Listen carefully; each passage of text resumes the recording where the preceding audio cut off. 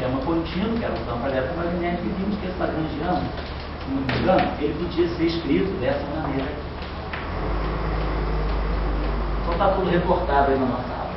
Nós fizemos sem apelo à relatividade. Nós não tratamos, né, não levamos em conta que o sistema eletromagnético, a radiação eletromagnética é relativista. Nós não levamos em conta isso, usamos simplesmente as equações de Maxwell e alguns argumentos gerais sobre densidades de Lagrangiano. São objetos escalares, que tipos de derivada podem aparecer no Lagrangiano, em vista de que as equações de Maxwell são derivadas segundas do potencial, em relação ao tempo e à posição. E aí a gente organizou um número grande de termos, e aí a gente foi depois por argumentos de matching entre as equações de Maxwell e as equações de Euler-Lagrange. Nós vimos que vários termos do Lagrangiano tinham coeficientes nulos e chegamos a essa conclusão aqui, que para quem já é iniciado, né, nós vamos mostrar aqui futuramente, no curso daqui mais ou menos um mês, esse Lagrangiano no espaço de Minkowski nada mais é do que isso.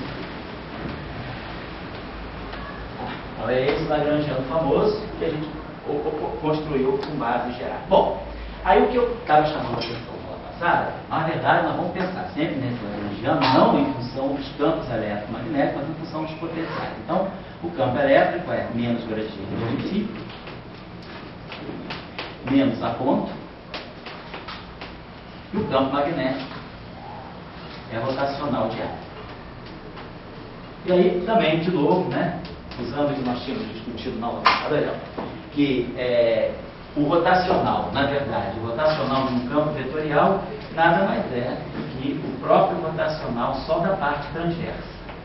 Né? Nós já tínhamos visto, né, que a gente pode decompor sempre um campo vetorial, qualquer campo vetorial A, nós decompomos uma parte transversa, mais uma parte longitudinal. Né? Isso aqui é o que nós chamamos de A transverso,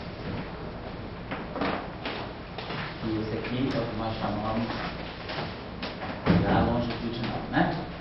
Então, o que nós chamamos de A transverso é, na verdade, o rotacional de alguma coisa, é o rotacional de um centro dado.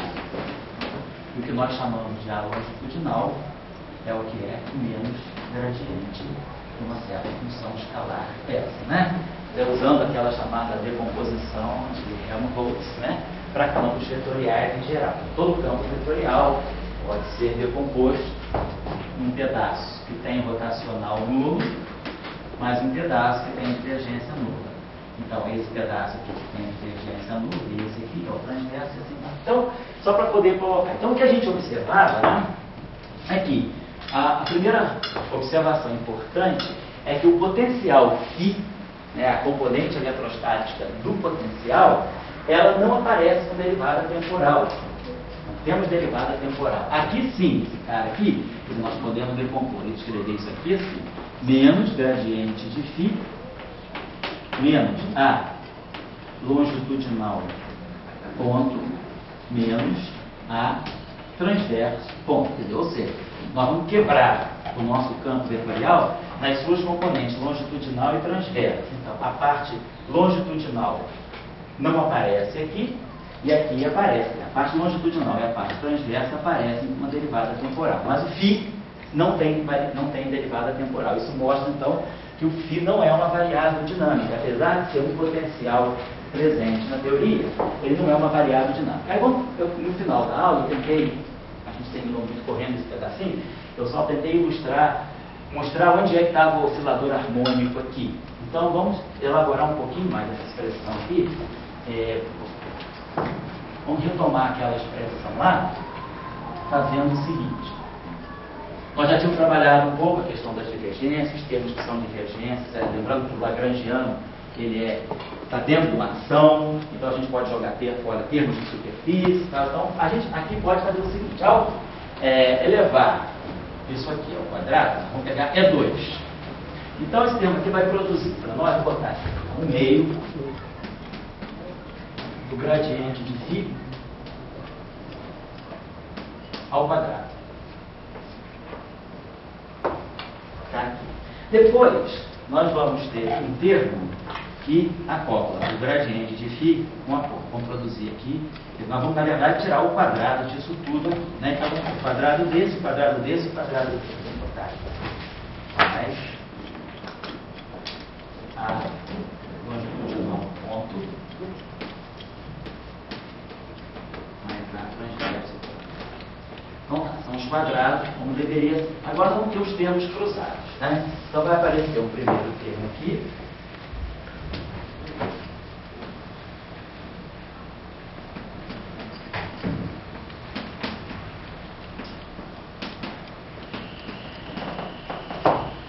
E... obrigado.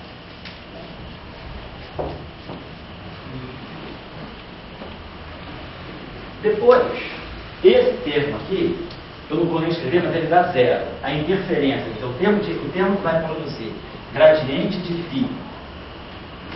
Tem esse termo aqui, gradiente de φ escalar a longitudinal, né? O gradiente, esse termo aqui, gradiente de φ escalar a longitudinal, né? Então, esse termo aqui, eu poderia pensar em escrever assim, isso aqui é uma divergência, né? Esse termo aqui, nós colocamos, o gradiente de φ com a transverso. Então, esse termo aqui eu posso escrever como sendo a divergência de φ a transverso menos φ divergência do A transverso. Né? Isso aqui é uma igualdade vetorial, né? Uma igualdade da dupla análise vetorial. Então, esse termo que nós temos, vamos produzir lá esse termo. Esse termo aqui, isso aqui é identicamente zero. Por quê? Porque a componente transversa do campo é justamente a componente que tem divergência nula. Então, esse termo aqui não contribui. Então, na verdade, esse termo cruzado que aparece lá é uma divergência. É um termo de superfície para uma ação. Então, esse termo cruzado a gente não precisa nem escrever. Esse termo aqui não vai contribuir, devido ao fato de ser uma divergência total. Uma divergência. E depois vai aparecer um termo de acoplamento, né? Porque isso aqui, claro, isso aqui é, desculpa, aqui é diferença de acoplo, né? Quer dizer, claro, o A transverso conta, é a mesma coisa, basta que seja transverso, porque isso aqui é o rotacional. E depois tem um termo misto, que vai ser a longitudinal ponto, o produto escalar entre a componente longitudinal e a componente transversa é zero. Por quê? Porque justamente a parte transversa e a parte longitudinal são coisas ortogonais, tá? Então, isso aqui também dá zero. Então, esse topo, posso parar esse aqui. Então, esse lagrangiano, esse primeiro pedaço, fica isso aqui. E depois eu tenho o segundo pedaço, que é menos C2 rotacional de A transverso, né? Ao quadrado. Rotacional de A transverso, né? Escalar rotacional de A transverso. Não tá. Já está. Então, o que a gente observa, esse pedaço aqui, nós temos um desacoplamento entre o setor transverso e o setor longitudinal e de escalar. Esse setor aqui se acopla com esse aqui, né? Então a gente tem esses dois setores acoplados e depois temos esse setor aqui totalmente desacoplado. Né? Então nós temos esse termo aqui que vai contribuir, né? Se a gente fizer agora o princípio variacional em relação a transverso aqui, a gente pode fazer rapidinho isso aqui, né? Então a gente está vendo que vamos ganhar um setor, quer dizer, uma dinâmica transversa, a gente vai ter aqui uma dinâmica no setor transverso, desacoplada. Oi, Fábio. Quando foi que preparar aquele termo do FIT, do acordo? Oi? Oi? Você pegou aquele gradiente escalar a transverso e desmembrou em dois pedaços. Isso, divergente. Então ficou. Aquele primeiro pedaço foi para onde? O primeiro pedaço é uma divergência. E tanto dentro de uma densidade de Lagrangiano, tanto dentro da ação, é um termo de superfície, pelo teorema de Gauss. Então ele só mede os campos no infinito. E aí a gente supõe que os campos estão trabalhando num regime combativo e que os campos tendem a zero no infinito, então aquele termo desaparece. É um termo de. É como na formulação lagrangiana da mecânica normal, da mecânica de partículas, onde um termo de derivada total no tempo não influencia na ação. Né? Quer dizer, um lagrangiano pode sempre ser definido a menos de uma derivada temporal total. Né? Esse lagrangiano e esse lagrangiano, função f de q por conta de t, né? Objeto desse tipo aqui, quando você pega a ação, né? Esse termo aqui não contribui para a ação. Então, a gente, só que agora, no formalismo contínuo, na formulação contínua, em vez de ser uma derivada temporal, é uma derivada espacial. Tem uma derivada total, né, uma divergência que, pelo teorema de Gauss, vai dar o fluxo de campos no infinito. Tá? Então, a gente abandona. E o jogo fora porque é um termo superfície. Ou então, a gente desacopla a dinâmica do setor T do setor F. Né? Então, por exemplo, se a gente aqui for tirar a equação para φ, né? A gente pode, então, tirando, se a gente for agora fazer o princípio variacional para esses objetos aí, para esses campos aqui, a gente vai variar em relação a φ aqui, vai variar em relação a φ aqui. A gente já mais ou menos já tem prática da aula passada, o que a gente vê? O primeiro termo é um gradiente de φ ao quadrado, né? Então, quando a gente for fazer a variação, deixa eu apagar isso aqui agora.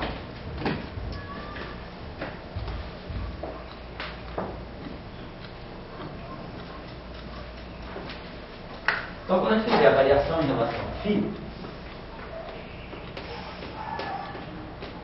então a gente vai ficar lá, variando o primeiro termo em relação a φ, tem um fator 2, tem um meio, tem um fator 2 que vai descer, gradiente de φ, escalar gradiente de φ vai dar 2, gradiente de φ, escalar gradiente de delta φ, né? A gente já sabe fazer isso. Então, sabendo aqui, aí usando de novo aquela ideia, que a gente pode fazer integrações por partes, né?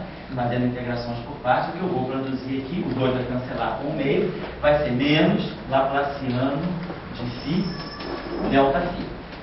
Então é o primeiro termo, fazendo uma variação, como a gente fez na aula passada, né? Em relação a φ, dá esse termo. Quando eu fizer a variação em relação a φ aqui, eu vou produzir esse termo aqui, de novo o 2 vai cancelar, eu vou produzir, então, vai ficar gradiente de φ, vai ficar gradiente, na verdade eu vou ter isso, gradiente de delta φ, quando eu variar em relação a φ, a longitudinal, né? Tem que limpar isso aqui, tem que ter uma variação pura. Então, para tirar essa variação pura, o que eu tenho que fazer, né? Usar a mesma ideia. Tem isso aqui, é divergência, né? Divergência de delta φ a longitudinal, né? Então, a longitudinal ponto. Então, eu saquei esse termo aqui, é isso. Então, esse termo aqui, eu vou pegar. O primeiro termo é esse aqui, né? Vou pegar esse terminho aqui. E aí, vou gerar um termo que vai ser mais delta φ, divergência do A longitudinal, né? Então, esse termo aqui que nós temos é essa divergência aqui, então esse aqui é zero, menos isso aqui. Então, esse termo aqui, para efeito, aquele termo de lá, né, para efeito de equação de campo, vai produzir menos isso, menos delta φ, divergência do A longitudinal. Então, a equação de campo, né, do princípio variacional, que vai sair para o delta φ, delta S é zero, o princípio da minimação, é que o Laplaciano de φ é igual a menos a divergência do A longitudinal. Tá? Isso mais isso igual a zero, portanto, isso igual a menos isso. Então, essa é a equação para o A longitudinal, para o φ. A gente agora faz a variação em relação ao campo A longitudinal. Vamos fazer a variação em relação ao campo longitudinal, A longitudinal, né? Então, o primeiro termo também, só esse termo aqui, esses dois termos vão variar. Esse termo aqui vai produzir um fator 2, então vai produzir A longitudinal ponto, a mesma historinha no tempo, né? Várias integrações por partes, eu botei isso aqui. Duas vezes vai produzir A longitudinal ponto, delta A longitudinal.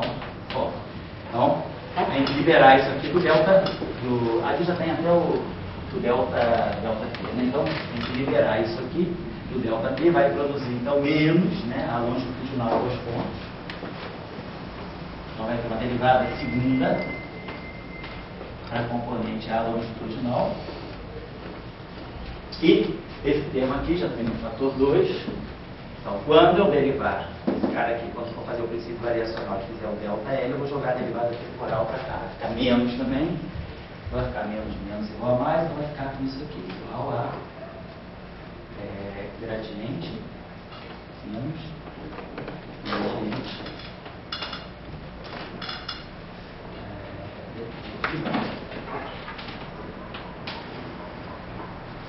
certo, gente? Legal? Aqui, ó. Tem aqui um DDT. Então, para liberar o ΔL, eu tenho que jogar o DDT para cá. Nós aprendemos na aula passada que as integrações por partes, feitas uma a uma, vão ganhando sinais menos. Então, vai aparecer um DDT do fio. Então, fica esse termo aqui. Então, a gente fica claro para nós o seguinte: esse termo aqui é a divergência. Eu posso escrever esse termo aqui primeiro como divergência de φ mais AL ponto. Tá? Divergência não, gradiente, não. Porque divergência de AL ponto é divergência do gradiente, desculpa. Divergência do gradiente de φ, tá? Mais AL ponto. Aí é o primeiro termo aqui. Tá? E esse termo aqui eu posso escrever, esse termo aqui nada mais é como DDT.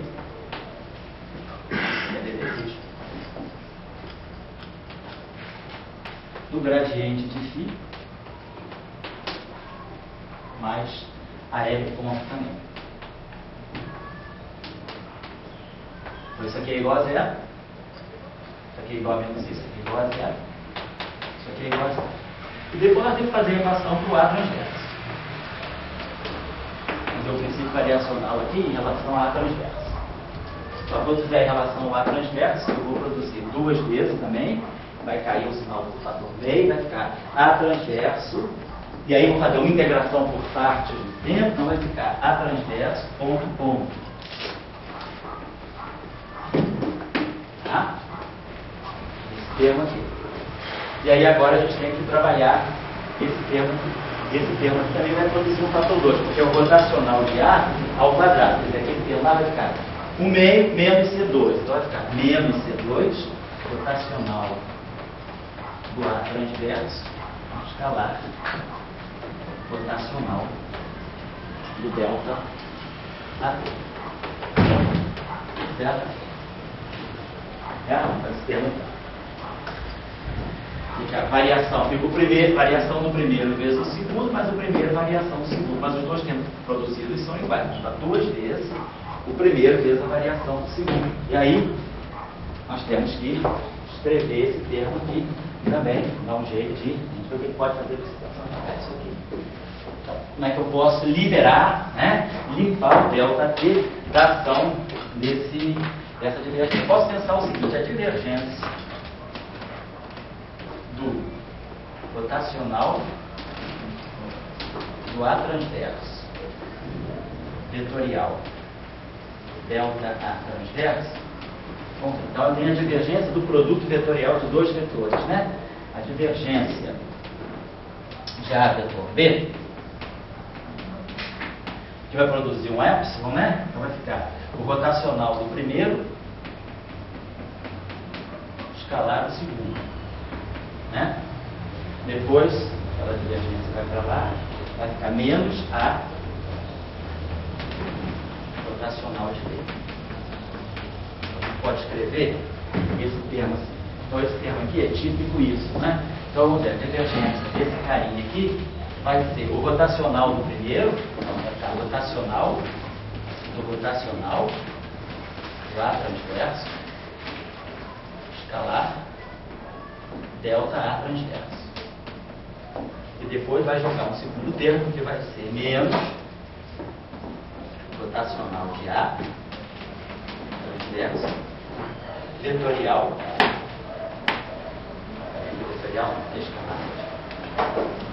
fiz besteirinha aqui, tá? E aqui, quando esse cara passa para cá para formar o rotacional de B, ele produz um produto escalar lá. Então, menos, isso aqui, A, menos o primeiro, vezes escalar, o rotacional do segundo. Então, que é o termo que nós temos, é dele que a gente quer se livrar. Então, essa identidade aqui da análise vetorial, ela nos permite escrever esse termo aqui, que é o que eu tenho, mas não me interessa, porque o delta A não está limpo, né? Esse termo aqui eu quero eliminar em favor desse. E aí o que aparece, a sobra, é também uma divergência, uma tridivergência. Então, pelo teorema de Gauss, de novo, dentro da ação, esse termo aqui não contribui, então a gente tem que isso é igual a isso. Então, esse termo aqui, para efeitos de cálculo de equação de campo, esse termo aqui pode ser escrito dessa forma, vai ficar sinal menos igual a menos, fica mais, esse termo vai ficar menos, 2 cancelou, menos C2, rotacional,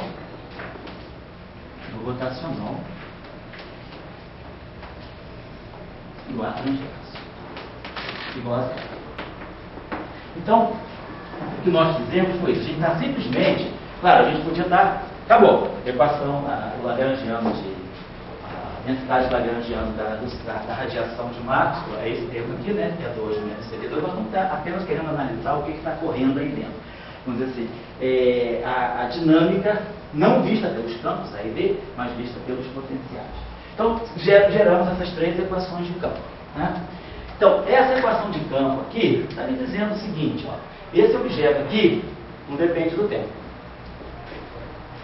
Esse aqui, a divergência desse objeto aqui, isso aqui é um gradiente. Então, esse objeto aqui já é constante do tempo. Se esse objeto aqui não depende do tempo, essa combinação, na verdade, essa combinação aqui é uma coordenada que não é física. Isso aqui é uma coisa constante, independente. A equação de campo me diz que essa combinação aqui desses 2 potenciais é independente, não depende explicitamente de T, não depende de T. Esse pedaço aqui está simplesmente me dizendo que a divergência desse campo aqui é zero. Essa equação aqui, na verdade, como a gente sabe, eu posso resolver o Laplaciano, como a gente conhece a função de grilo do Laplaciano, eu posso resolver φ em função de Jacob. Então, já me amarra φ. Isso mostra desde o início que φ não é uma variável dinâmica, porque φ depende apenas da parte longitudinal. Mas agora a gente obteve uma relação mais séria, que é dizendo que justamente essa parte A longitudinal, esse objeto aqui, essa combinação aqui, ela satisfaz a essa equação. Então, essa equação é aquilo que me permite eliminar, quer dizer, o setor φ e a parte longitudinal do A, eles não têm caráter dinâmico. Então, são coordenadas que a gente, no fundo, são coordenadas do tipo compensatórias, né, ou auxiliares. Na verdade, né, quando a gente for estudar mais a fundo na versão relativista do eletromagnetismo de massa, a gente vai ver que esses 2 termos aqui, eles são eliminados por uma fixação de calibre, por uma fixação de Gauss. Mas, por enquanto, nós não estamos nem discutindo isso, nós estamos olhando só mesmo o aspecto das variáveis dinâmicas. Então, esse pedaço aqui, ele sai da teoria, porque isso aqui, eu tenho uma coordenada que tem essa relação, essa relação temporal. Então, sobrou para mim isso aqui. Mas não pode ser que hoje a equação fica um igual ao mesmo do outro? Mas no todo, não pode ter dependência temporal. A dependência Mas cada um deles poderia ter assim. Não por causa da fixação do calibre. Não, tudo bem. Eu só acho que ali, claro, ali você pode dizer o seguinte, isso aqui depende do tempo. Esse cara aqui não tem caráter dinâmico. Né? Então, isso aqui a gente viu que φ ponto não aparece no formalismo. Então, isso aqui já está me indicando que φ ponto a gente já sabe que não é uma coordenada dinâmica. Eu fixo φ em função do A. Coloco nessa equação, eu vou ter uma equação só para o A. Então, eu posso, através dessa eliminação aqui do φ em função da divergência de A, ganhar uma equação só para A. E essa equação só para A não depende do tempo. Então, isso me diz que o A também não tem um caráter temporal. Eu posso eliminar completamente a minha coordenada A.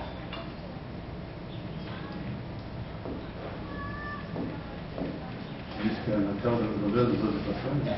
Que essa equação aqui eu posso inverter. Nós já sabemos o que significa isso, obviamente. Né? Que é a função de Grilo Laplaciano.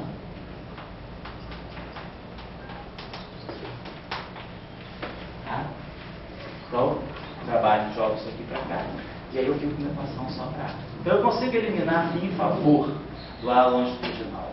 O A longitudinal tem essa equação de dependência do tempo. Oi, cara. Vai ficar com uma equação para A ponto, a L ponto. A L ponto, isso vai ficar com uma equação para L ponto. Se a L ponto não depende do tempo, né, então a gente sabe que nós não temos, a DDT de A L ponto é zero. Então não tem aceleração.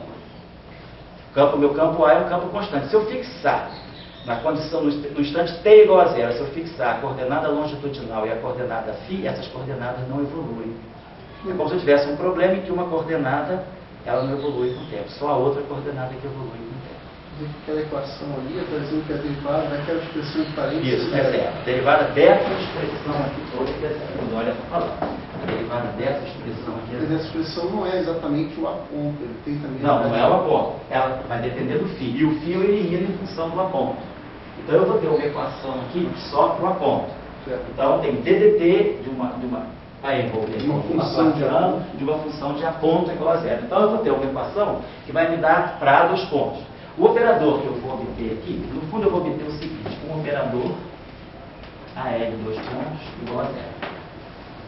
Esse operador aqui tem função de Green. Você tira a função de Green dele, então você mostra que isso aqui é zero. Tá? Só porque ele tem uma opção de Green? Só porque ele tem uma função de Green. Como aqui, se aqui não tivesse uma função de Green, se eu não pudesse inverter esse operador, eu não poderia eliminar aqui a função de AL. Aí como é que fica a relação anterior? Qual anterior? Que gerou essa aí? Essa aqui? Não, abaixo dessa. Essa aqui? É.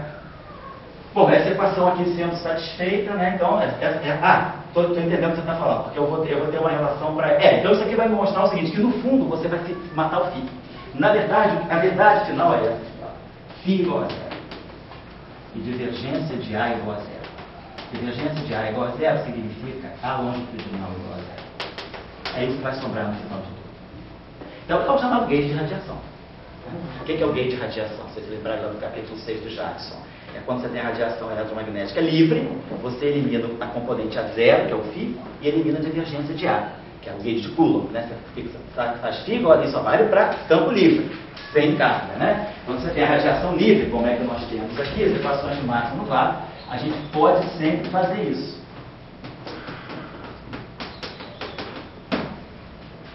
Está acontecendo aqui. Eu vou matar φ e vou matar o L. Tá? No fundo, o que está acontecendo aqui é que as equações de campo estão me levando para o gauge de radiação. Tá? Então, o que está sobrando mesmo, só a parte física, é isso. Quem quiser ler um pouquinho mais sobre isso, posso dar como referência o capítulo 6 do Jackson. Que é a parte de... eu não sei como é que o Jackson chama isso, mas ele chama de gate choice. Acho que ele chama de gate choice, mas no fundo é a fixação de gate. Está lá no capítulo 6, isso aí fica um pouquinho mais claro, está mais feito em detalhe. E ele faz usando também, faz recurso à simetria 1 do eletromagnetismo. Nós estamos usando aqui só as equações de campo, tá? Estamos usando só, porque a equação de campo já é ditada pela simetria, que é o problema. Então, eu tenho a liberdade de fixar, de acabar. No fundo, então, essas duas equações aqui, deixa eu apagar isso aqui, essas duas equações aqui, elas vão estar me dizendo que nós podemos ter φ igual a zero e A longitudinal igual a zero. A longitudinal igual a zero é equivalente a essa condição aqui, né, como nós sabemos, né, que a divergência do campo é a parte longitudinal. Isso aqui está me dizendo que, na verdade, esse campo aqui não tem...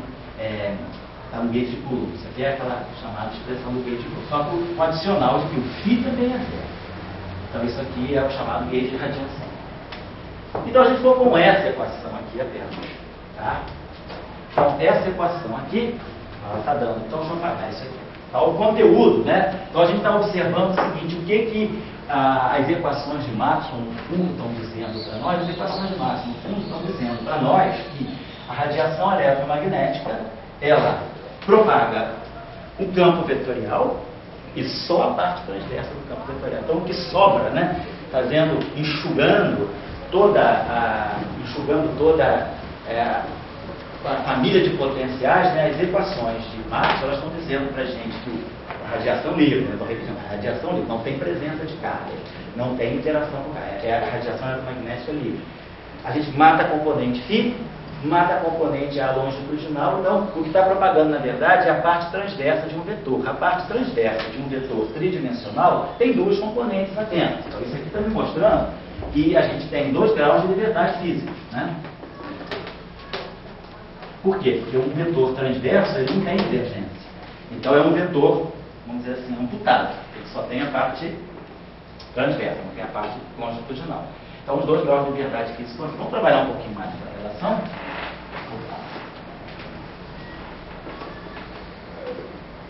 Então, menos C2. Rotacional do rotacional é o gradiente da divergência do A transverso menos o laplaciano do A transverso. Isso? É a expressão que a gente conhece. Rotacional do rotacional. O gradiente da divergência menos o laplaciano. Isso aqui é zero.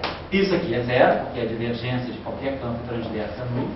Parte transversa não tem divergente. Então, sobrou para nós essa equação aqui.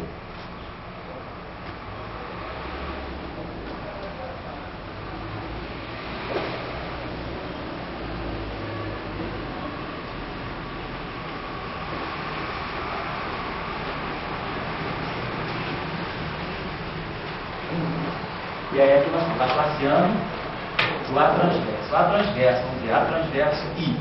A transverso componente I. Né? O A transverso componente I, ele é o... Você pode escrever isso aqui como se... AI, né? Menos DI. É AI. Menos DI, DJ, sobre laplaciano A transverso J, né? Está projetando, né? Está pegando a parte transversa, a parte transversa, esse pedaço aqui, a parte longitudinal é zero, então, isso aqui, então só vai ficar, vamos deixar logo então desse jeito aqui, o laplaciano da componente transversa, vou botar aqui, vamos escrever isso aqui dessa forma, a componente transversa do meu campo é o próprio campo menos a parte longitudinal, né? Menos DI, DJ sobre laplaciano AJ, né? Então, se eu pegar aqui o laplaciano do A transverso, vai ficar o laplaciano do A.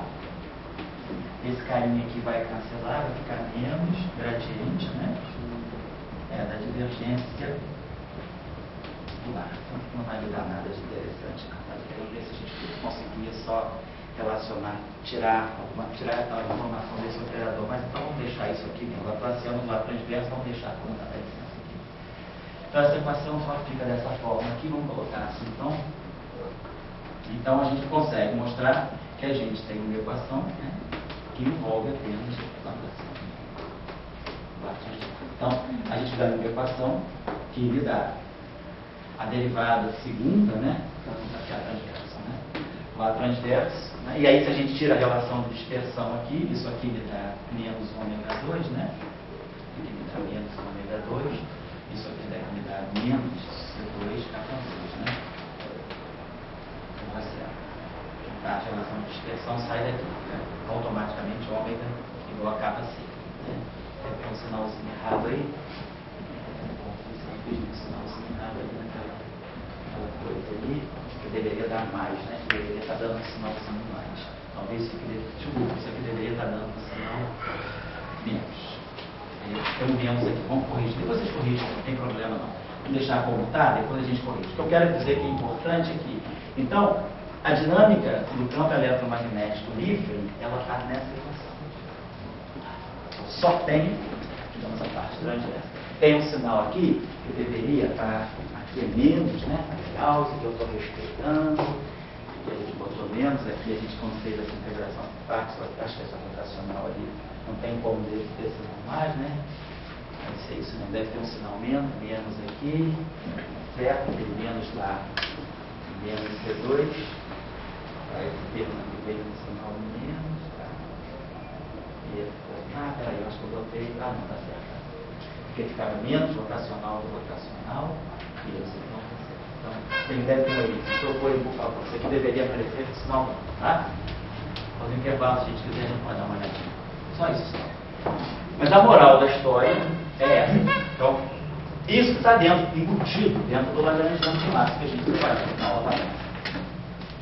Então agora vamos começar, como eu estava falando com vocês, né? A gente usou o campo eletromagnético para dar uma motivação e para dar uma espécie de feeling de como a gente deve escrever um lagrangiano, baseado no que a gente deve escrever. Eu não apaguei. Ah, Não digo é só comentar que você começou com 4 campos, isso, né? comecei com 4 E campos. acabou com 2 só dinâmicos. Exatamente. A simetria, né? Quer dizer, o lagrangiano ele já filtrou a componente φ e a componente longitudinal do campo vetorial, do potencial vetorial, e a gente ficou com um problema reduzido a 2 graus de liberdade. Então, quer dizer, quando a gente vai quantizar o campo eletromagnético, a gente deveria pensar em quantizar justamente a parte transversa. Na verdade, o que é físico, né? Que vai ser quantizado por fóton, né? Aquilo que a gente interpreta como quantum de interação eletromagnética, que é o fóton, é a parte transversa, é esse objeto aí. Depois, a questão de se isso, como é que fica a compatibilidade desse método de quantização com a simetria de Lorentz, né, com a invariância relativística, é uma discussão que a gente tem que fazer depois, né? Mas isso aí a gente vai fazer no curso de campos quânticos. No curso de campos clássicos, para a gente interessa saber que é o setor transverso que carrega a dinâmica do campo eletromagnético. Então, treinamento, eu fiz esse exemplo só para motivar. Em vez de pegar a cordinha que vibra, né, que é meio chatinho, eu peguei o campo eletromagnético, eu acho que é mais motivador. E aí a gente pode agora, o que nós aprendemos como elementos para construir uma densidade de Lagrangiano? Então a gente viu, né, na aula passada, que a densidade de Lagrangiano, ela tem de depender, né? Ela vai depender dos campos que nós temos, em princípio, todos os campos que a gente tem à disposição, né? Vou pegar depois o campo. Deve depender das derivadas espaciais, das derivadas temporais dos campos, né? Das derivadas espaciais dos campos. A questão é, em princípio, poderia até depender de derivadas superiores também. Poderia pensar, será que numa formulação de campo, nós já demos um exemplo aqui no curso, onde a gente tinha um exemplo de um sistema que dependia de derivadas segundas dos campos, né? Vamos colocar um caso geral assim. E também nada me diz que a densidade lagrangiana não possa depender explicitamente de T e de X. Da mesma forma que numa formulação de mecânica de partículas, né, o lagrangiano, a função lagrangiana, ela pode depender explicitamente do tempo, né? Aí a gente sabe, se a função lagrangiana não depende explicitamente do tempo, a gente tem uma lei de conservação associada, que é a lei de conservação da energia. Se a função lagrangiana não depende explicitamente das coordenadas generalizadas, a gente tem conservação do momento, né? Aqui na teoria de campos é a mesma coisa, o sistema contínuo agora, e a densidade de Lagrangiano pode eventualmente não só depender das coordenadas, né? Nesse caso contínuo, as coordenadas são os campos, né? Mas pode depender também das coordenadas das quais esses tempos dependem. Eu estou falando dessa analogia aqui. Na mecânica de partículas, né? Quer dizer, na mecânica clássica de partículas, o que a gente normalmente introduz é o Lagrangiano, dependendo de um certo conjunto de coordenadas, das derivadas temporais dessas coordenadas. Pergunta, nós nunca colocamos em geral derivadas segundas, e pode depender do tempo, né? Normalmente, o que a gente trabalha, né, nos casos mais usuais, né, em que a gente inclui, por exemplo, aquilo que nós chamamos de back reaction, a interação de um campo de uma partícula com a própria radiação que ela gera, aquela equação de Abram-Lorentz, a gente não considera essa situação, a gente não tem Lagrangianos dependentes da aceleração, só da velocidade. E, em princípio, dependentes do tempo. Pode ou não depender do tempo, se tiver simetria de translação, invariância translacional do tempo, a gente não tem Lagrangiano dependente explicitamente do tempo, a energia é conservada. No caso de campos, as coordenadas generalizadas são substituídas por campos, e as coordenadas das quais esses campos dependem agora não são só T, como o que as T e X. Nós tínhamos dado um exemplo aqui nas primeiras aulas, não se engano, eu acho que na primeira aula do curso até, em que nós tínhamos trabalhado uma equação desse tipo, né, uma equação tipo relativista, né, dessa forma aqui.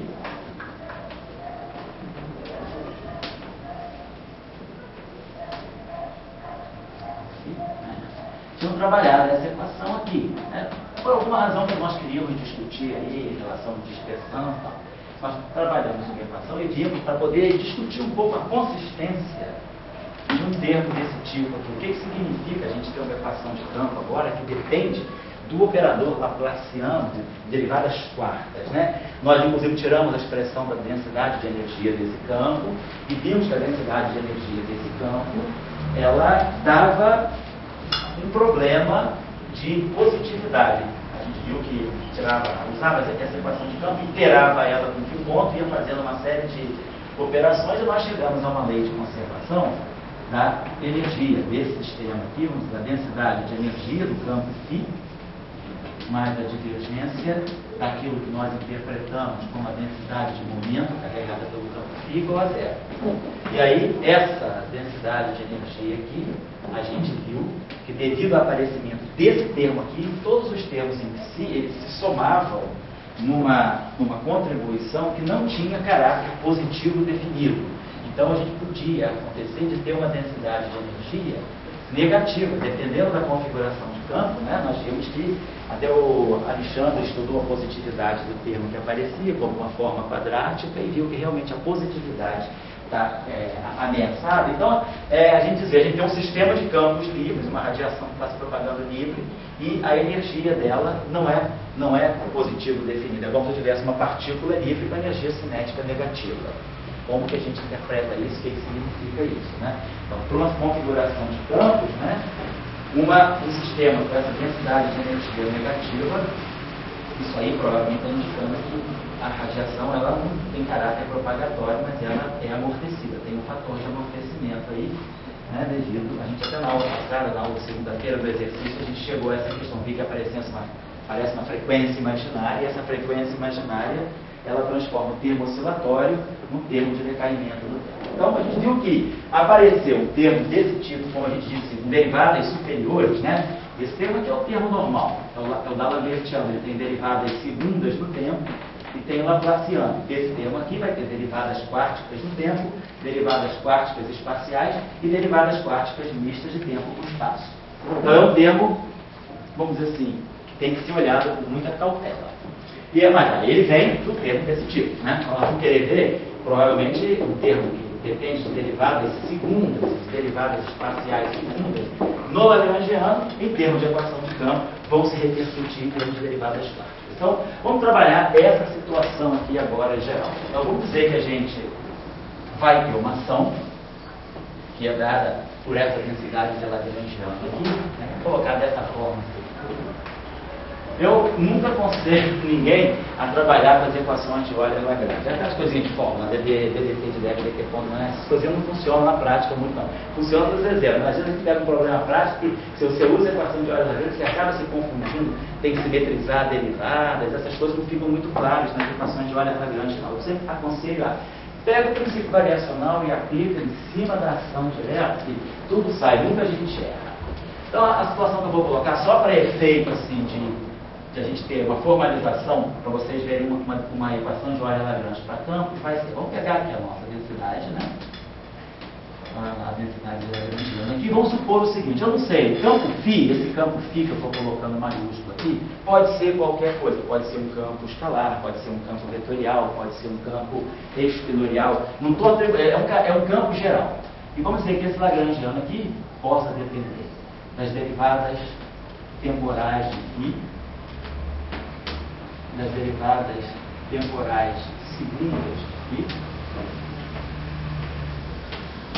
possa depender das derivadas espaciais de φ, das derivadas espaciais segundas de φ, e possa depender eventualmente de t de x também. Então, Lagrangiano assim, bem complexo, né? E aí, o que a gente vai fazer para tirar as equações de Euler-Lagrange é o mesmo procedimento da mecânica. A gente vai aplicar um princípio, variacional, vai fazer uma variação no campo φ, né? Quer dizer, vou pegar o meu φ, φ mais delta φ, uma variação na forma funcional do campo. Então, é claro que isso aqui vai fazer com que meu L vai em L de φ mais um delta R. É claro que então a ação vai em S mais delta S.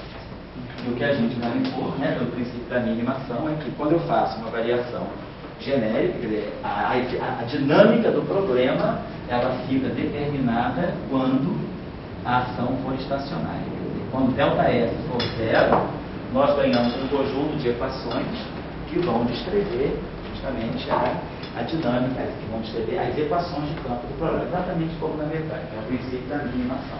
O sistema de campos, então, eles têm uma evolução temporal fixada por equações, chamadas equações de movimento ou equações de campo, que são derivadas, né, quando a ação passa por o mínimo.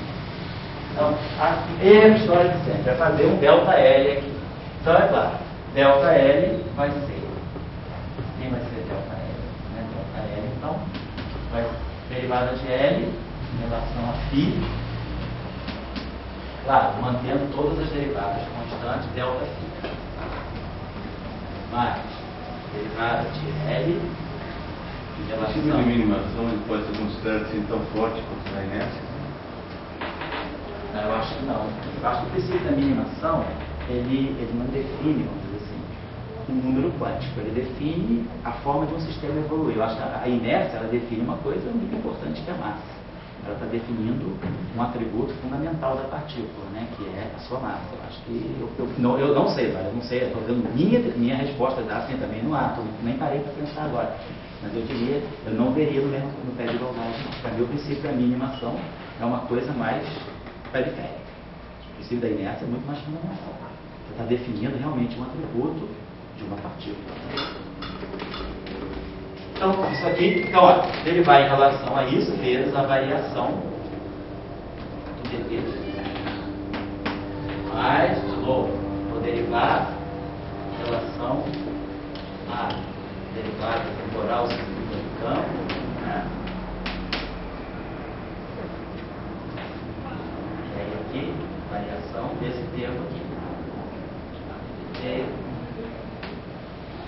Eu posso, como as variações são funcionais, eu já vou colocar aqui que o delta, né? Isso aqui é a mesma coisa que dt de delta aqui. Quando eu faço a variação desse termo derivada, essa derivada, a variação passa pela derivada, porque é tudo tomado no mesmo ponto, é tudo em t de x. Então não tem problema aqui de se comportar. Isso aqui é ddt, delta. Então nós estamos caindo exatamente no caso da hora do trabalho anterior, da aula passada, né? Agora, mesmo vou fazer a derivada do Lagrangiano em relação às derivadas espaciais do campo. E aí, dv do delta.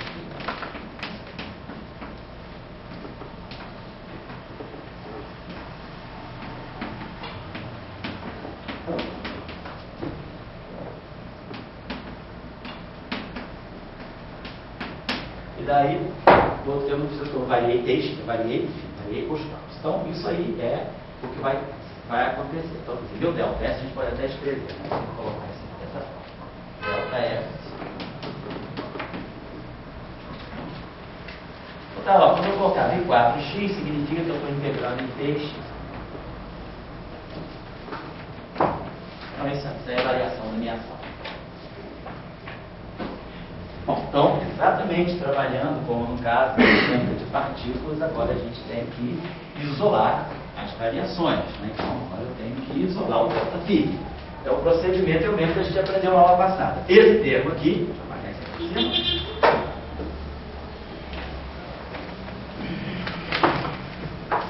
Esse termo aqui,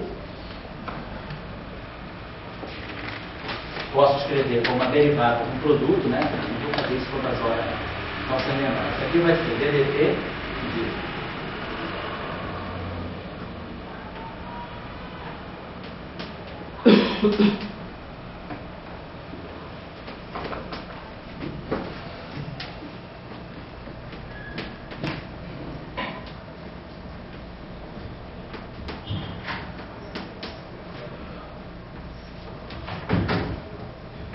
apliquei simplesmente a regra de Leibniz. Isso aqui é a derivada de um objeto vezes a derivada temporal de outro objeto. Então eu escrevo como sendo a derivada do produto, quer dizer, esse objeto aqui, vezes outro objeto, menos a derivada do primeiro, ddt disso aqui, vezes o segundo. Então, esse termo aqui é isso menos isso. De novo, usando a mesma ideia lá da mecânica clássica. Esse termo aqui é um termo de derivada no tempo. Aqui eu tenho uma integral em t. Então, isso aqui, no fundo, eu estou medindo o ΔΦ nos extremos, né? Para t infinito e para t menos infinito. Tá? Quando eu tiver uma integral em ddt, integral em dt de ddt, vai me medir isso aqui lá nas bordas do espaço-tempo. Eu vou supor, então, que eu estou fazendo variações nos campos que elas são práticas para t infinito e para t menos infinito, isso aqui é zero. Estou falando aqui no final, mecânica clássica, a gente chama de variações extremas de fluxo. Então, esse termo aqui é um termo de derivada total. Dentro esse termo aqui não contribui dentro do volume, ele contribui só nas bordas. Então, esse termo não dá dinâmica. Ele é zero porque o ΔΦ nas bordas, ΔΦ para mais ou menos infinito é zero. Então, sobra esse termo aqui. Então, esse termo aqui virou esse. Não vou fazer de novo. Então, agora a mesma história. Nós já tínhamos aprendido o mecanismo. Cada integração por partes ganha um sinal menos. Então, esse DDT aqui está atuando duas vezes aqui. Quando eu mandar esse DDT para cá, vai ser exatamente essa situação. Ele vai ganhar um sinal menos. Quando eu mandar esse outro DDT para cá, ele vai ganhar outro sinal menos. Então, eu vou liberar esse ΔΦ aqui, colocando essas duas derivadas temporais aqui. Então, essa derivada temporal vem para cá, ganha um sinal menos. Essa derivada temporal vem para cá, ganha outro sinal menos. E aí eu libero o ΔΦ. O ΔΦ está livre aqui.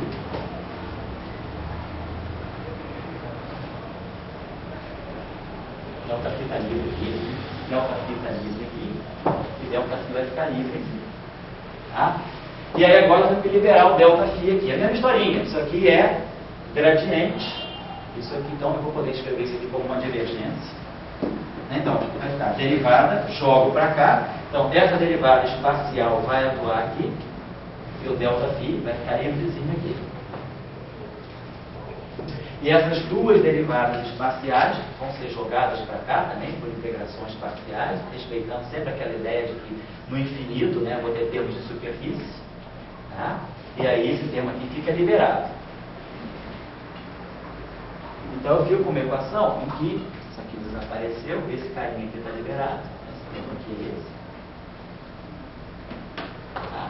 Então fica ΔΦ, ΔΦ, ΔΦ, ΔΦ, ΔΦ. A gente vai ter o seguinte, no final disso tudo, só para quem está um pouquinho assim, não está meio que sabe justa, né? Primeira vez que a gente vê, né? Para alguns pode ser a primeira vez, só para trabalhar esse termo, porque quem trabalha esse termo automaticamente trabalha aquele trabalhando esse duas vezes, trabalha o outro. Então esse termo aqui, o que nós temos é isso. A derivada do Lagrangiano em relação às derivadas do campo. Vezes DI e ΔΦ. Então, o que eu vou dizer é que esse termo aqui é essa derivada em relação à coordenada xi disso tudo aqui.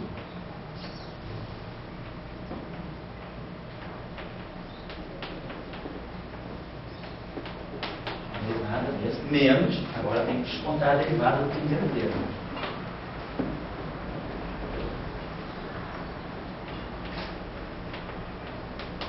Tudo isso aqui, vezes ΔΦ. Então, quando eu libero esse termo que está lá, eu posso escrever como sendo esse termo aqui, agora esse termo aqui, isso aqui nada mais é do que, fazendo integral de 4x, estou fazendo integral de uma derivada. Então, eu vou pegar esse termo aqui nas bordas do espaço-tempo. Então, vamos pegar os termos de superfície. Teorema de Gauss, né? Eu vou ter, no fundo, isso aqui. Integral em d3x da divergência desse objeto aqui. Esse objeto aqui tem um caráter vetorial. Isso tudo que sobra aqui no limpo. Então, isso tudo aqui faz o papel como se fosse um vetor F. Então, isso aqui vai me dar o fluxo desse vetor no infinito. Então, de novo, e aí como ΔΦ no infinito é zero, esse termo está cancelado. Então, é o que eu estava falando. Na prática, é jogar uma derivada para cá e ganhar um sinal menos. Tá? Aqui, então, eu vou fazer esse joguinho duas vezes. Jogo uma derivada para cá, sinal menos. Jogo outra derivada para cá, sinal menos. Então, no final de tudo, a gente vai poder escrever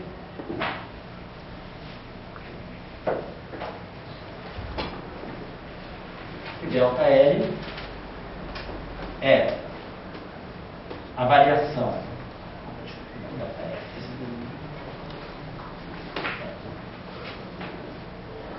vai chamar aqui de equações de Euler-Lagrange vezes ΔΦ. Isso aqui, se isso aqui é zero, né, para variações fixas, então a gente vai ganhar aqui, então isso aqui é zero, a gente ganha aqui esse núcleo que está aqui, que contribui só dentro do volume, não nas bordas, são as equações de Euler-Lagrange. Então, para nós é o seguinte, eu vou trabalhar, vamos ficar ddt, derivada temporal segunda, é ddt, dl, de φ nos pontos. Agora vamos usar essa notação. Faz a derivada temporal no ponto. Então, é esse termo aqui. Estou derivando o meu lagrangiano em relação a φ dos pontos. E aí, essas duas derivadas temporais estão atuando aqui. Segundo termo, derivada. Vamos pegar todas as derivadas segundas. Esse termo aqui é derivada segunda espacial. Então, esse termo aqui também vai aparecer aqui mais. Vai aparecer mais. Mi, dj. E aí vão derivar o meu lagrangiano em relação às derivadas segundas do campo. Então, esse é o que tem de derivada segunda. Os termos de derivada primeira vão aparecer com sinal menos.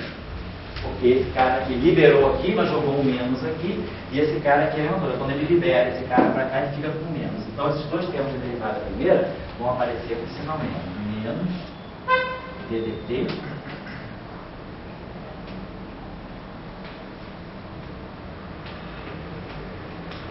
e ponto. Menos derivada em relação à coordenada x de dr derivando em relação então ao gradiente do campo. Isso. Bom, só isso. Aí menos, mais, esse termo aqui, parece deve.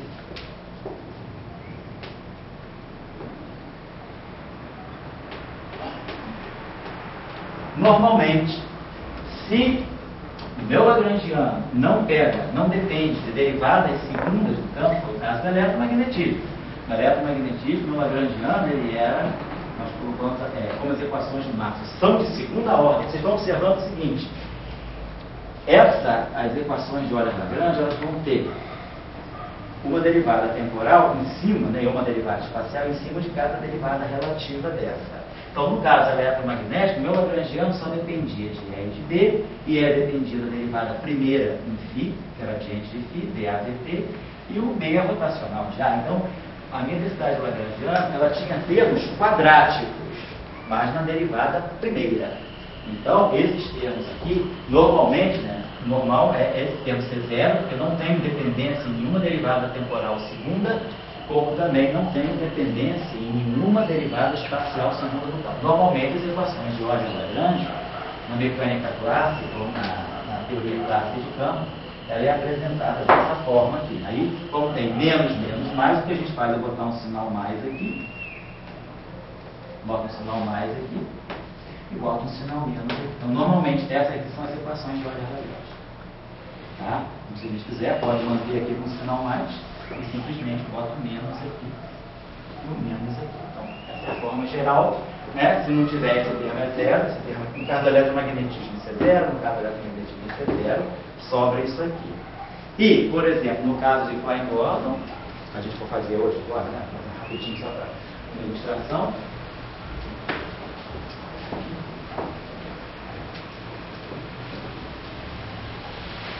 Então a gente olha, né? E vê o caráter da equação de campo. A equação de campo, então, eu vou colocar, se a minha densidade de lagrangiano depender da derivada segunda do campo, né, eu ainda vou colocar duas derivadas temporais na máquina de equação diferencial. Então vai aparecer uma equação diferencial que pode ser de ordem superior a 2. Por exemplo, né, no caso mais trivial, no caso simplesinho, né, no caso, um exemplo muito simples, que é esse aqui, pegar uma densidade lagrangiana que seja 1/2 de 1 sobre C2 ddt de φ, ddt de φ,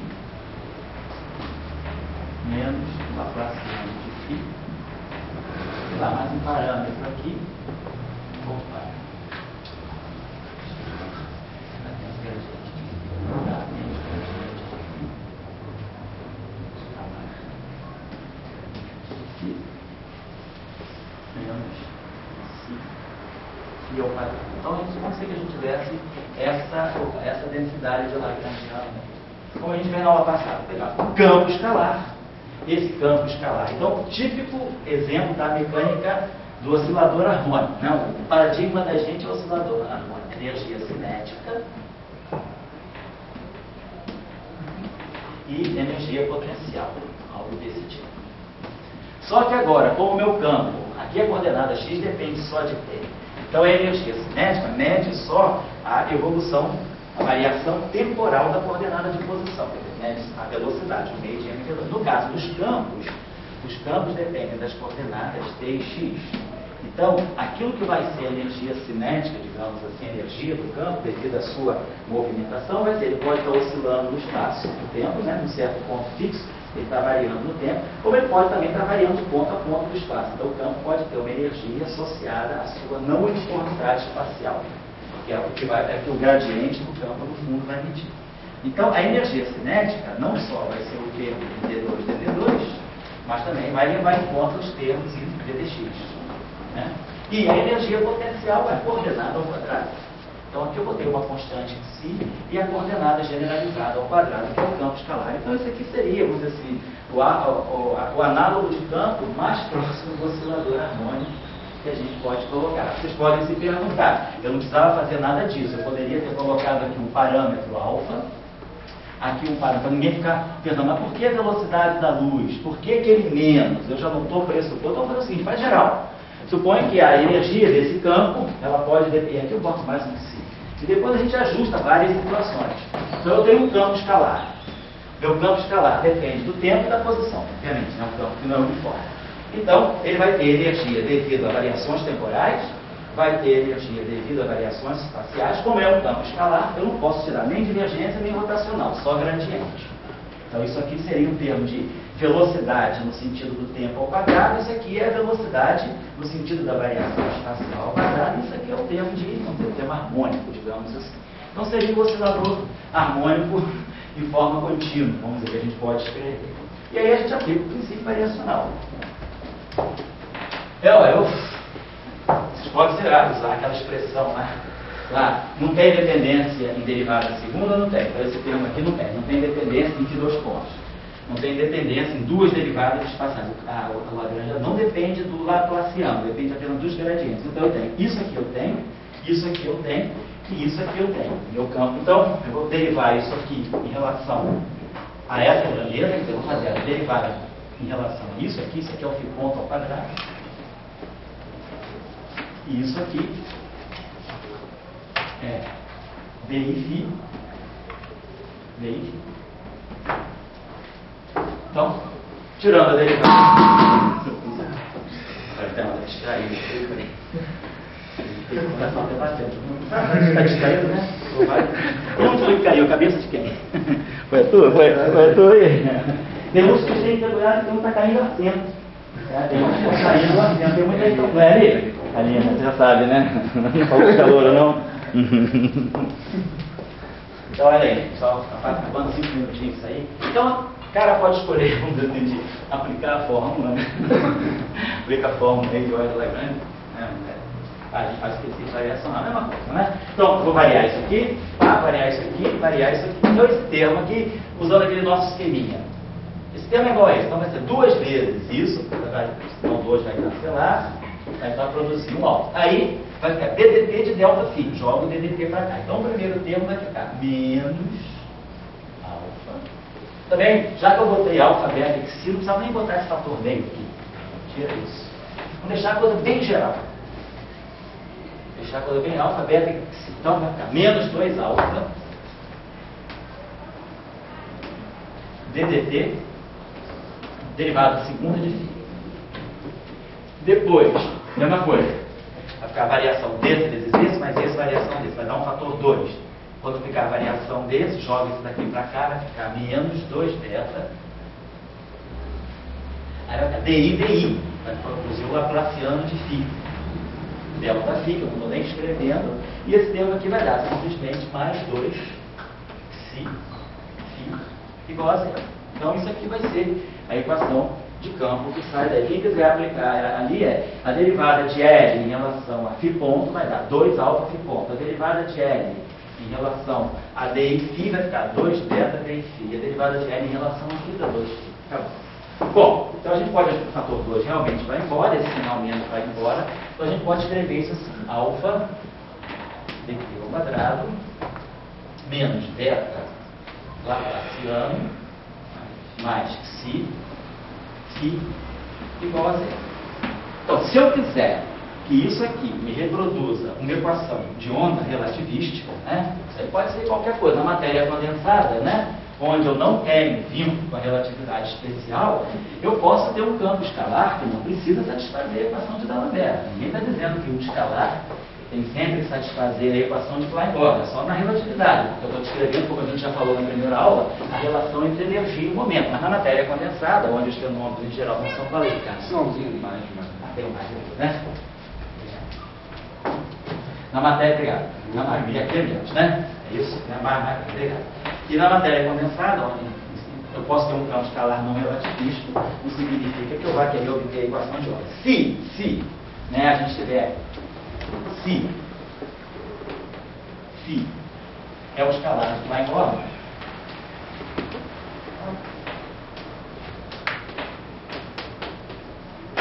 então o que a gente deve fazer aí é pegar alfa igual a 1 sobre C2, pegar beta igual a menos 1, modificamento laplaciano, e posso pegar aí esse psi aí se quiser.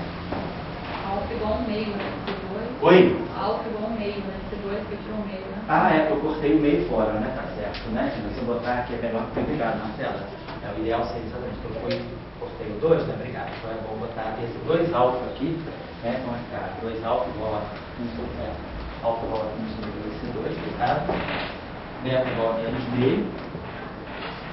E se eu vou poder pegar, tá igual a menos, cancela os dois todos, né? Menos 1 meio de M2. Que aí isso aqui, fazendo isso, vou produzir o meio, vai cancelar, vai ficar 1 sobre C2, D2, DT2, menos Laplaciano, que vai dar o box. E, se eu quiser o psi igual a menos M2, vai ficar mais M2, φ igual a zero, que é a equação de Klein-Bordner, e nós já sabemos aqui que essa equação de Klein-Bordner está descrevendo essa relação aqui, E2, ômega 2, para ondas, né? Ômega 2 igual a K2 C2 mais M2. Isso aqui eu gostaria que fosse M2 C4. Então, é que eu estou botando a velocidade da luz, vamos substituir isso aqui por M2 C2, né? M2 C2. Então aqui vai ficar M2 C4. Tá? O que sai isso aqui? Só lembrar, isso aqui é 1 sobre C2, D2, DT2. Então é menos 1 sobre C2, ômega 2. Depois eu tenho aqui mais K2, mais M2, C2, né? É quando eu jogo tudo para lá, fica a famosa relação entre, igual eu vou já cortada aqui, energia e momento. Então, energia, momento ao quadrado, mais M2 C quadrado. Então, é isso que a gente está pegando na equação de Klein-Bordner. M2 C2. Então, por exemplo, se eu quiser que isso aí seja a equação de Klein-Bordner. Isso aí poderia não ser a equação de Klein-Bordner. Isso aí poderia ser uma equação... Isso aí poderia ser uma equação não relativística. Eu poderia ter, por exemplo, não necessariamente poderia não ter o operador de D'Alembertiano com sobre C2, DT2, menos Laplaciano, que é o invariante relativístico. Poderia ter, por exemplo, o problema poderia até depender da primeira derivada só. Então tá, peguei um exemplo simples. Agora vamos deixar o outro exemplo, para a gente reproduzir aquele que nós trabalhamos depois do intervalo. Vamos pegar esse lagrangiano aqui e vamos acrescentar para ver se a gente ganha aquele termo de derivada superior. Eu vou tirar agora esse parâmetro daqui, para confundir com aquele, vamos chamar aqui alfa, beta, gama. E vamos, alfa, beta, gama, e vamos introduzir aqui um termo que vai ser mais alfa, beta, gama, delta, dt de φ, vou botar aqui 2 pontos,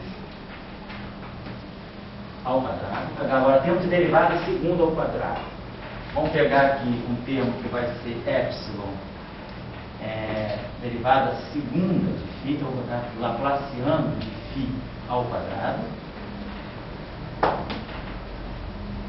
Eu estou pegando agora termos que estão dependendo da derivada segunda de derivada segunda temporal. Estou pegando o termo tipo energia. Pego a derivada segunda temporal, eleva ao quadrado. Φ ponto, Φ ponto. Φ dois pontos, Φ dois pontos. Gradiente de φ, gradiente de φ. Laplaciano de φ, Laplaciano de φ. E nada me impede de pegar também um termo misto, né? Poderia pegar um termo delta, gama, delta, epsilon, zeta. Poderia pegar um termo assim, zeta, φ dois pontos. Laplaciano de φ. Vou pegar esse termo aqui. E aquele termo já está lá. Poderia pegar algo assim, né? Então pegamos tudo, né? Que vai que pega a derivada segunda. Nós pegamos a derivada segunda, só temporal ao quadrado, termo diagonal na derivada segunda, termo diagonal no Laplaciano, e aqui o termo misto dessas duas derivadas. Vou pegar esse termo aí. Tá, eventualmente uma pessoa poderia perguntar, será que não poderia pegar um termo assim? Por exemplo, sei lá, lambda, φ ponto, Φ dois pontos. Esse termo aqui, vocês observarem, isso aqui nada mais é do que um meio de lambda ddt de Φ ponto ao quadrado. Posso escrever esse termo dessa forma. Então esse termo é uma derivada temporal. Então, sendo uma derivada temporal, ele não é um candidato a lagrangiano, porque ele vai pegar os campos infinitos. Então ele não vai dar contribuição para a equação de campo. Então, essas interferências, né, podem ser interessantes, né? Vocês podem ver, vocês podem imaginar outros termos. Eu estou pegando uma situação meio simplista, que é os termos só de derivada primeira e depois os termos aqui só de derivada segunda. Eu não acoplei, por exemplo, derivadas primeiras com derivadas segundas. Pegando só esse caso aqui mais simples. Muito bem, então depois a gente trabalha esse exemplo aí. Vamos dar agora um breakzinho aí, né? Pegar o lanchinho. Olha, hoje a geladeira